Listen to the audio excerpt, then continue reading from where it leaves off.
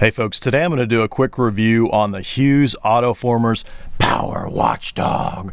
But no, seriously, this is the Hughes Power Watchdog, and it is the 50 amp version.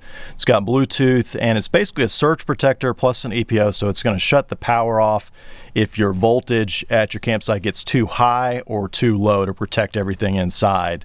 And it's got some pretty neat features, but the format for today's video is going to be pros and cons and then some install considerations. Now there's two different versions of this 50 amp Power Watchdog, and this is the hardwired version, meaning that it's permanently installed in your RV compared to the portable, kind of more conventional version that you're going to be plugging into your power pedestal at your campsite, and then you'll plug your RV's 50 amp cord into the other end of the portable version of this Power Watchdog. But again, this is the hardwired version, so it is permanently installed. And that's really the first pro that I want to talk about. You know, this is my 5th RV, but it's the first time that I've ever installed one of these permanently in the RV. And what's so nice about that is it's one less thing that you got to worry about setting up and tearing down every time you go camping. You know, sometimes travel days can be stressful enough. And so the fact that this is permanently installed, you don't have to worry about forgetting at your campsite.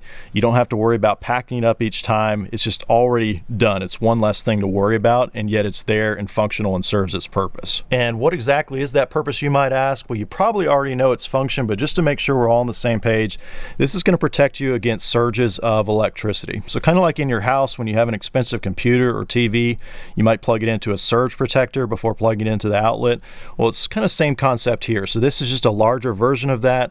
This particular one is spec'd to absorb a maximum of just over 6,000 joules. Now the way it's designed to work is if lightning were to strike nearby your campsite and get into the power pedestal, then this would block that lightning from doing damage, you know, to your air conditioner, your refrigerator, other expensive devices that are plugged into your RV. But in addition to that surge protection, it also has this EPO, emergency power off. And so if the voltage spikes at your campsite, not due to lightning, but perhaps poor power quality at your campsite, if it goes below 104 volts or above 132 volts, then this is also going to shut the power off so that that low voltage or high voltage, again, doesn't damage your expensive equipment inside the RV. And as you know, all the devices in your RV that run off of shore power, typically they're engineered, they're designed to function between 110 and 125 volts on average. And so this will ensure that the power going into your RV is within those parameters so it doesn't cause damage to the delicate and sensitive electronics there. Which brings us to a question, you know, why do you need to worry about the voltage level going into your RV? I mean, isn't power at the end of the day? And it should be, but consider this. If you're camping at a very large RV park, you know, maybe there's 200, 300, maybe even 400 sites at that RV park. And then imagine being there on a holiday weekend where maybe they're at almost 100% occupancy. So you've got maybe 200, 300, 400 different RVs all plugged in. Perhaps some of them are 30 amp, but probably most of them are going to be 50 amp.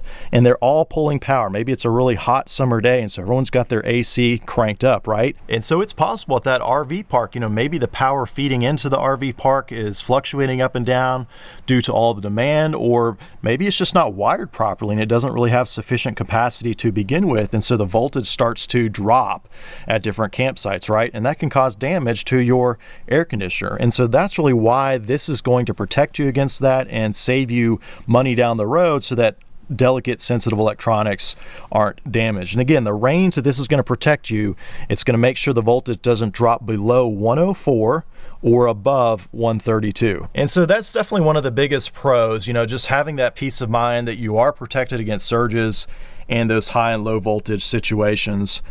But another pro, and as I understand it, this is kind of unique to the Hughes brand, and that is if you ever were involved in a surge situation where lightning got all the way to the surge protector here and consumed the surge board, in other words, this stopped the lightning and protected you, instead of having to replace this entire box, the whole unit and everything, the manufacturer can actually send you a new surge board where you can just swap out. So it's kind of modular, which is kind of unique to this brand. As I understand it, most of the other brands, you have to replace the entire unit if it ever were to get struck by lightning. So it is kind of neat that you can replace just the surge board on this particular brand. Another pro, and this is probably one of my favorites, is that it does have built-in Bluetooth on board. And so you can connect to your phone through an app that they provide. And I'll show you what that looks like over here. It's real basic and straightforward. At the top there, it gives you the ability to name the device, so you can customize that. And then in this upper white section, it's going to tell you the overall wattage right there. So right now I'm consuming 86 watts of electricity between both legs that are going into the coach.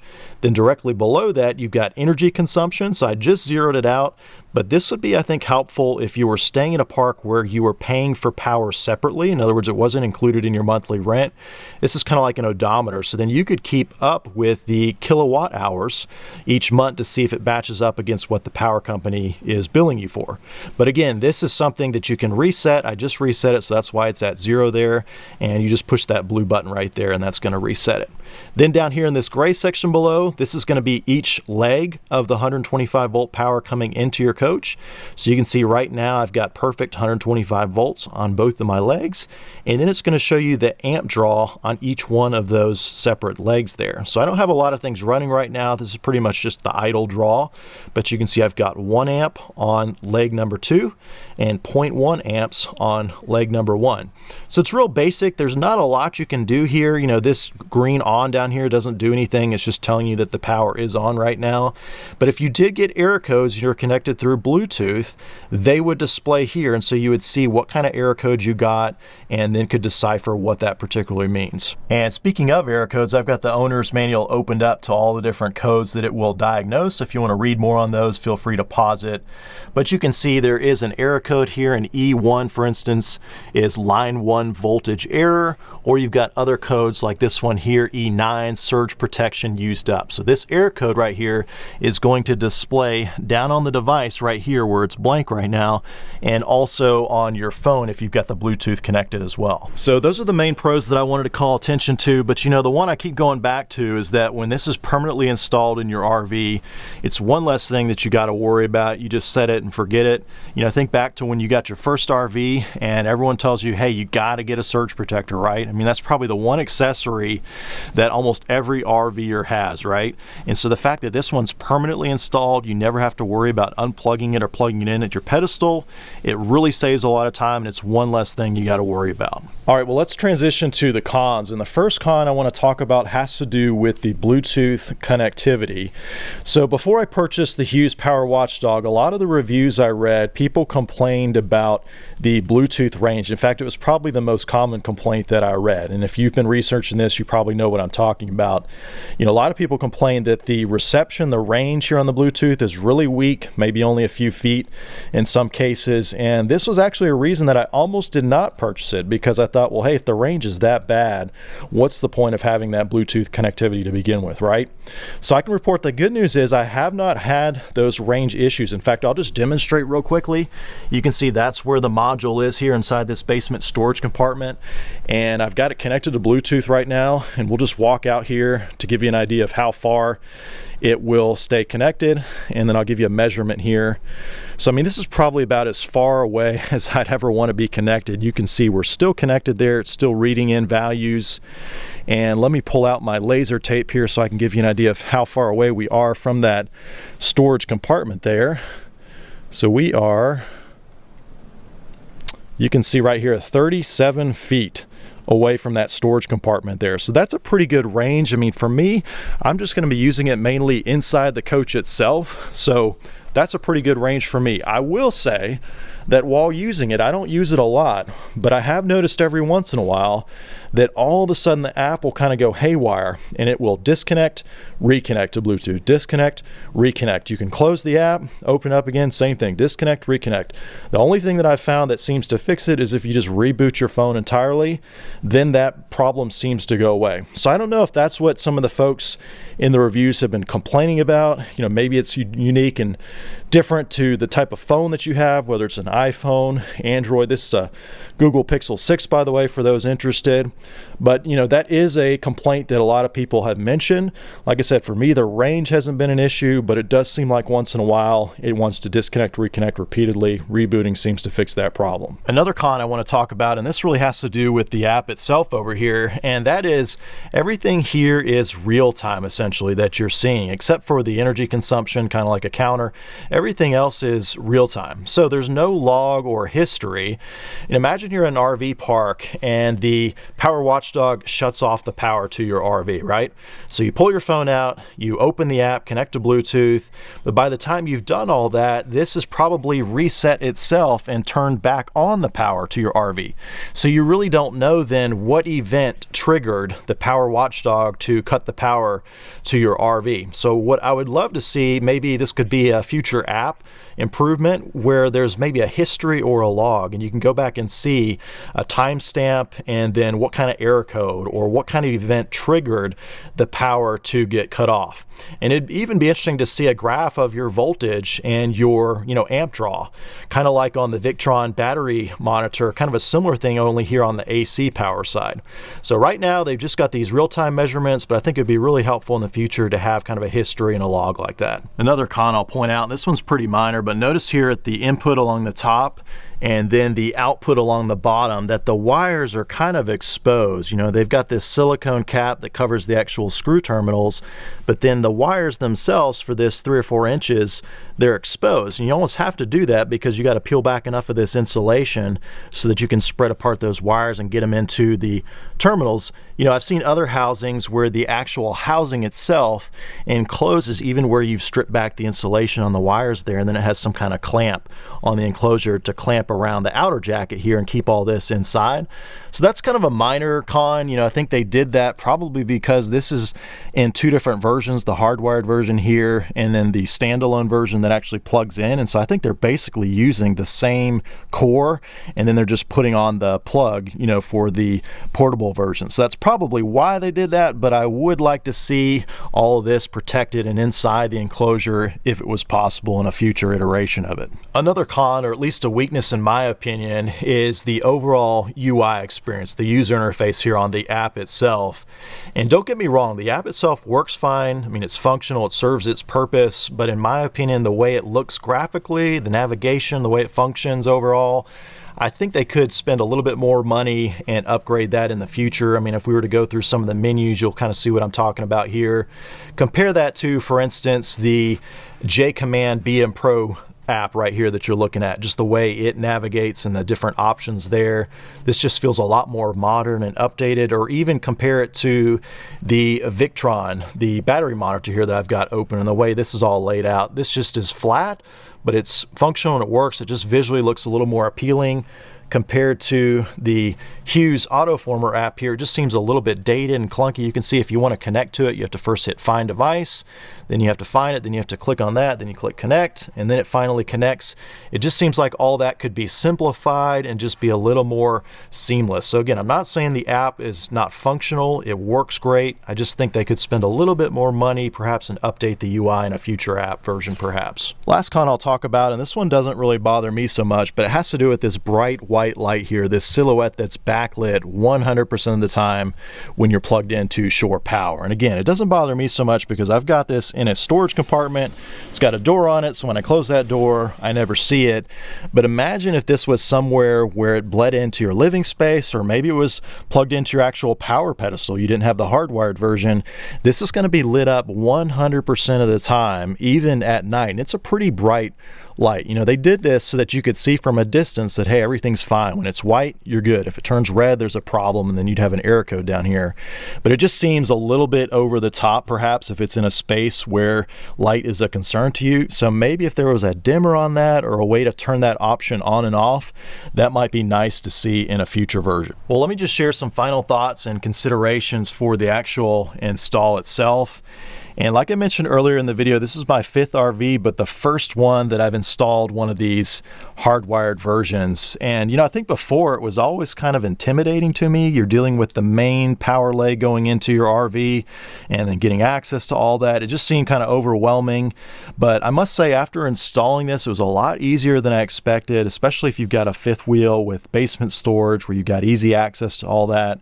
So definitely don't let that slow you down if it feels a little intimidating. You know, I really think this is a doable DIY project, but let me go over some of the basic things that I learned in the process of installing this. First tip has to do with the actual wiring itself here. And like I mentioned earlier in the video, the connections are really straightforward and simple. You've got your input on top, output on the bottom, and the wires themselves, the individual wires, they're actually symmetrical. They're the same on your input as the output down there. So you can see that you've got a black and a red there. Those are your hot legs. You've got your white, which is the neutral in the middle, and then your ground off to the side there.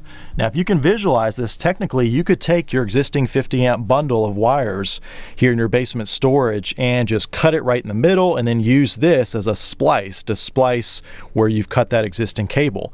However, I would not recommend doing that. And I'll repeat that again. I would not recommend cutting your existing 50 amp wiring that's in your basement storage. Instead, what I would recommend doing is going out and buying an additional 4 to 6 feet of that same 50 amp cable. Now, double check in your coach. In mine, I think I had to do either 4 gauge or 6 gauge here to keep it the same as the factory wiring. But by buying that additional cable, even though it's a little extra cost, that way, if for some reason this failed, maybe you're out camping and it just quit working altogether, you could easily undo the input and reroute the wires without having to go to a home center and buy additional wiring or some kind of splice, right? Because you preserved and kept the length of that original line that was going into the input there. So I hope that makes sense. But again, I would really strongly encourage you not to cut your existing 50 amp bundle and instead go out and buy an additional 4 to 6 foot long cord, you know, however long you need it. In my case, I've got a transfer switch in mine, and so you can see if we hop over to this side that the original cord that you're seeing on the input of my Hughes Autoformer was right here on the shore power side of this transfer switch. So basically I undid those connections right there, pulled all that 50 amp bundle out of there, and then fed it into the input of the Hughes Autoformer. And then this is where I bought the new 4 to 6 foot long 50 amp cable. You can see I just matched it up, same gauge as everything else. And that way this now runs between the output of the Hughes Autoformer and then the shore power side of this transfer switch. So that way, if anything ever goes wrong with the Hughes Autoformer, you know, I can undo these connections right here, take the input off of the Hughes Autoformer, plug it back in here to the shore power, and I'm good to go. You know, sure, I don't have surge protection, but at least I've got power. So I definitely recommend spending the money on that extra wire so you're not having to cut or alter the length of that original 50 amp bundle in your basement storage. But let's talk a little bit about the location of the module itself. You can see I've got mine in this vertical orientation here.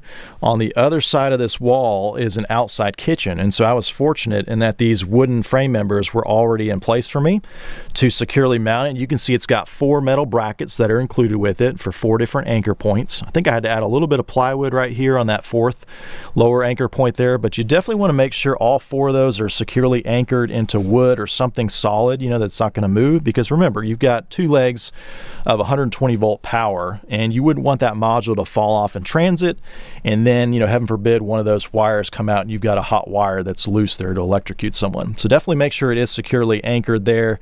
I wanted also a location where I could easily see it without having to move too much. So you can see my outside storage compartment door is right there. I'm probably only about 16 inches or so in, and then I've got a simple sliding door that hides all my basement wires and everything down here. And so I really like this location because it's easy to get to, easy to see if I ever need to know what's going on with the status.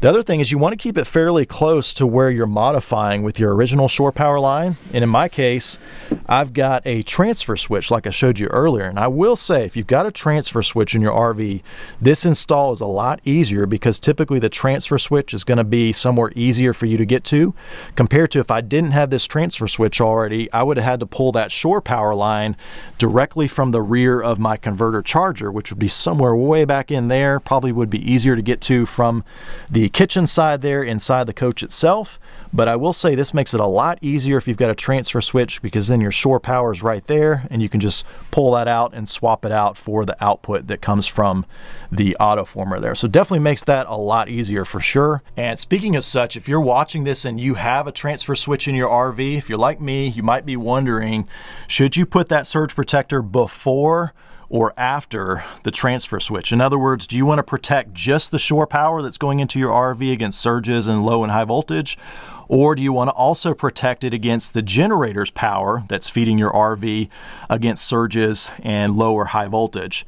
And I really think this is a personal preference at the end of the day. I mean, if you do the research on it, you're going to find people on both sides of the fence. But for me personally, ultimately I decided, hey, I don't think I'm going to be getting surges through my generator. That's pretty unlikely.